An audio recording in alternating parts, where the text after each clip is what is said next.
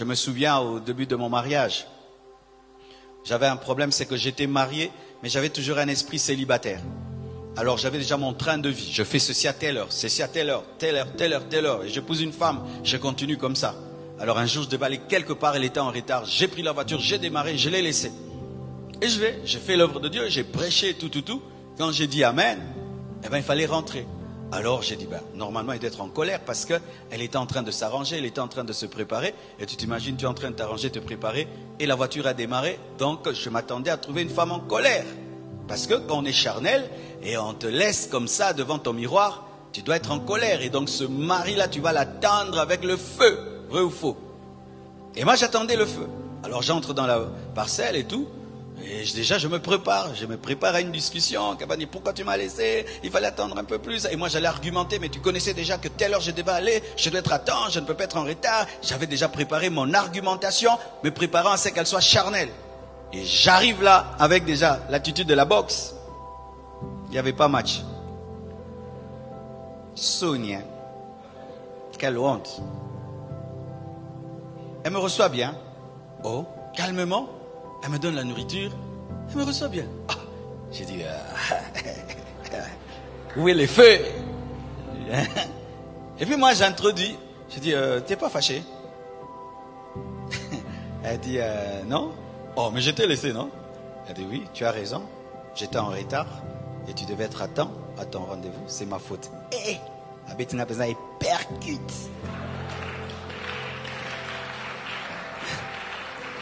Tu peux taper quelqu'un sans le toucher avec l'amour. Tu sais, ce jour-là, j'ai respecté Blanche. Hein? J'ai dit, waouh, tu as de la maîtrise. Hein? Tu as de la maîtrise. Et puis, je lui ai acheté sa propre voiture. Comme ça, on est la paix. Moi, je pars, elle me suit. Kimia. Jusqu'aujourd'hui. C'est là que j'ai décidé d'acheter sa voiture. Elle n'a pas utilisé les armes de la chair. Elle a utilisé les armes de l'esprit. Et moi, c'est l'une des choses que j'ai attendues quand j'ai rencontré Blanche. Blanche, je l'ai épousée 5 ans après l'avoir rencontrée. 5 années. J'ai cherché qu'une chose, voir si elle était morte. Le jour que j'ai senti qu'elle était morte, j'ai trouvé que c'était elle. C'était quoi? Je la rencontrais avant. Elle était très belle. Elle était sûre qu'elle était belle. Vivante. Mais après 5 ans, elle était belle, mais n'était plus dans sa beauté. J'ai trouvé, c'est bon. Parce qu'une femme très belle qui est consciente qu'elle est belle, elle voudra tout le temps que tu l'adores. Alekabo est belle. Azongabo est belle. Et moi, je dois adorer Jésus et te dire aussi que tu es belle. Mais le centre de ma vie, ça doit rester Christ. Je ne voulais pas épouser une femme qui voudra devenir le centre de ma vie parce que Jésus était déjà au centre. Et quand j'ai vu qu'elle est morte, elle pouvait venir dans ma vie parce que je savais qu'elle allait rester dans les périphéries. Laisser Jésus au centre. Ah oui? Tu épouses une femme, elle veut que tu l'adores tout le temps. Non, c'est un problème spirituel.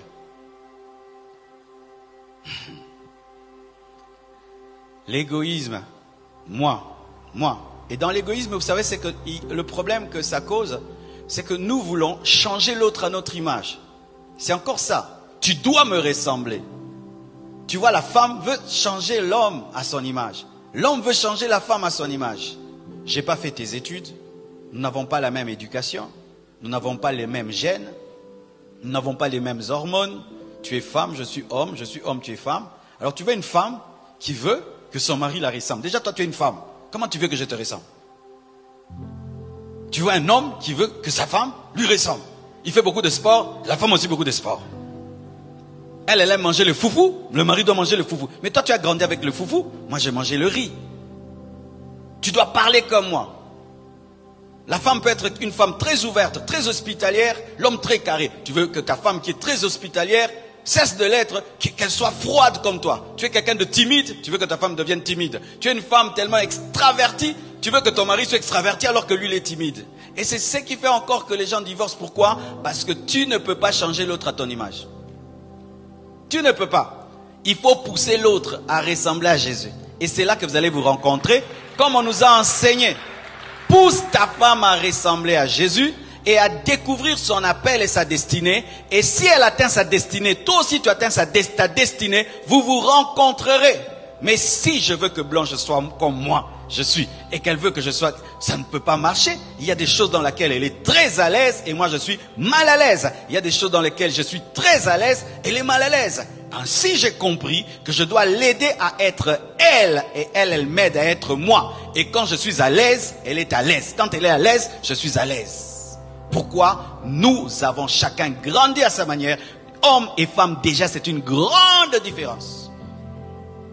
Regardez les femmes, comment elles regardent Novelas. Toi, tu regardes Nignon. Mais toi, pourquoi? Ça ne te touche pas dans ta masculinité.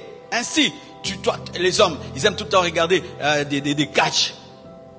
N'est-ce pas? Des box. La femme regarde et dit, tu regardes quoi? Comment vous regardez des choses avec du sang? L'homme, femme. Tu es homme, ta femme est femme. Rien qu'à la regarder. Tu vois la différence qu'il y a?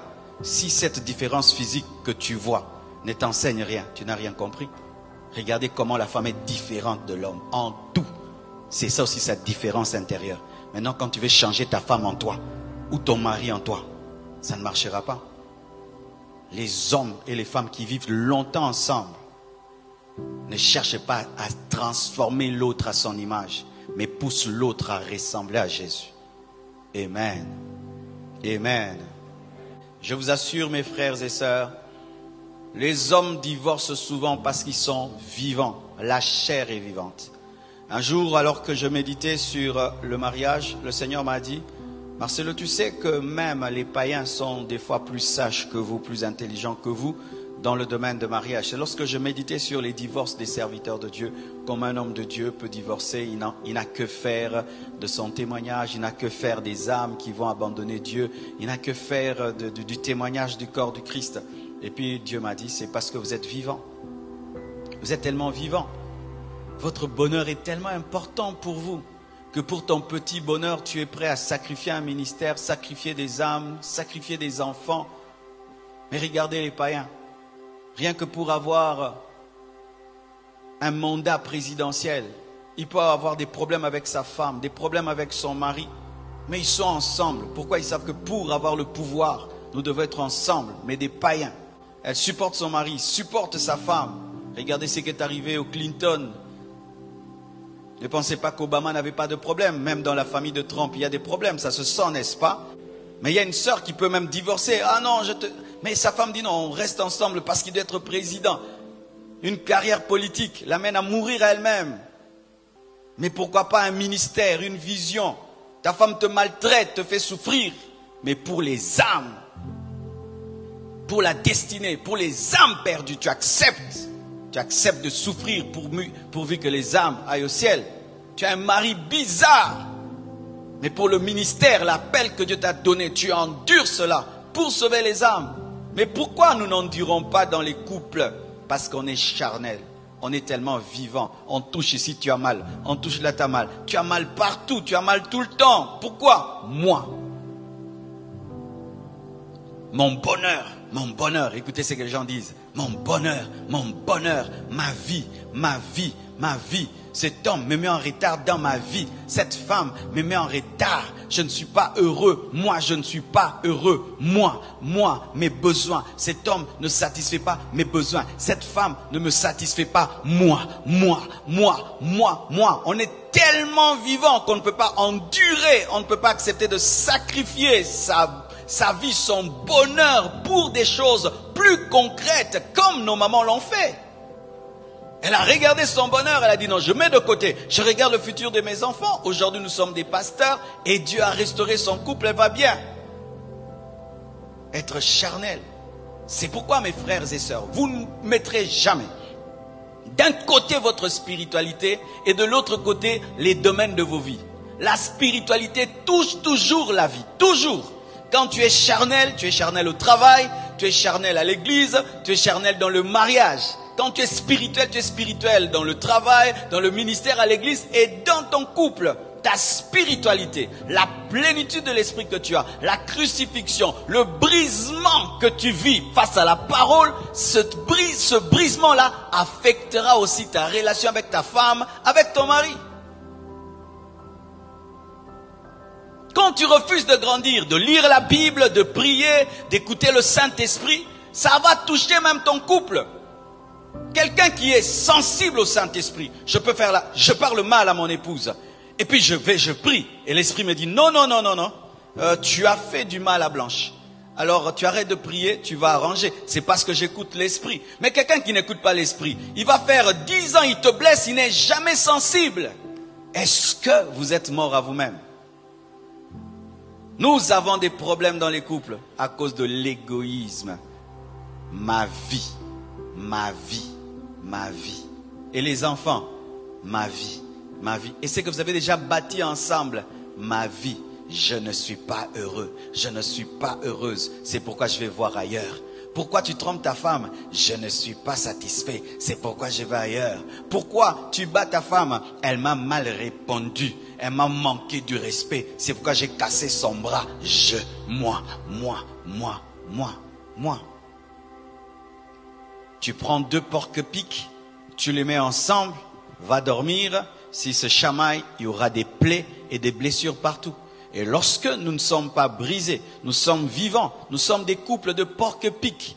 On te parle mal, tu réponds mal. On te fait le mal, tu rends le mal. Tout ce qu'on te fait, tu dois rendre parce que tu es vivant. Parce que tu es vivant, œil pour œil, dent pour dent. Pourquoi? On est charnel, on ne peut pas s'humilier, donner à l'autre raison. Jamais dire qu'il a raison. Il va monter. Qui dit ça? C'est la chair. Elle va me dominer si je présente mes excuses. Il va me dominer si je me soumets.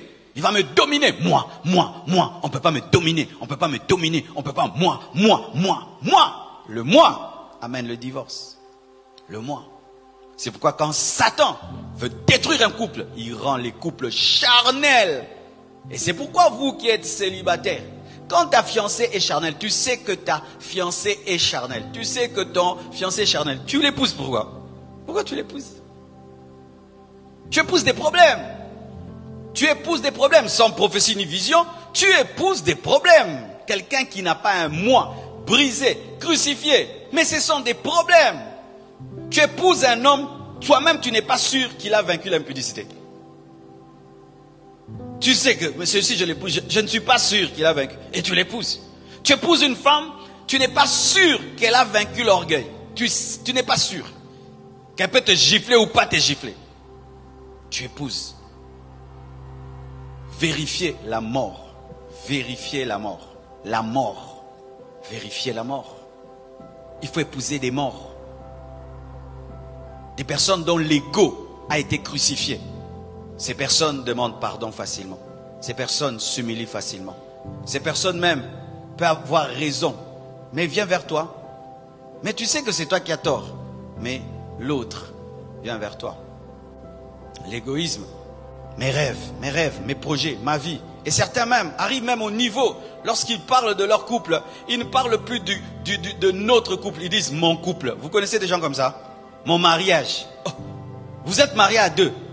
Mes enfants, pas nos enfants. Mes enfants, ma maison, ma voiture, ma vie, mon couple. Couple avec qui? Moi-même. L'autre n'a été qu'utilisé que pour se marier. C'est-à-dire dans son rêve, c'est que l'homme ou la femme a été seulement utilisé pour atteindre l'objectif. Parler en termes de nous.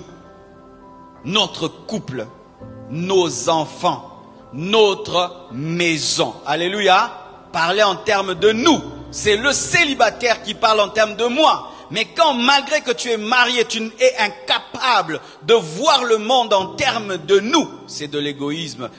Sachez que réellement, c'est de l'abondance du cœur que la bouche parle. Lorsque quelqu'un est égoïste, même quand il parle pas nous, il parle moi. Il parle mon argent, mon. Là où règne l'égoïsme, vient toujours la séparation. Parce que lorsqu'il y a 2 moi qui sont mis l'un face à l'autre, cette guerre des moi amène la séparation. Parce qu'aucun n'accepte de mourir pour faire place à l'autre. C'est ainsi que les gens se séparent. L'égoïsme.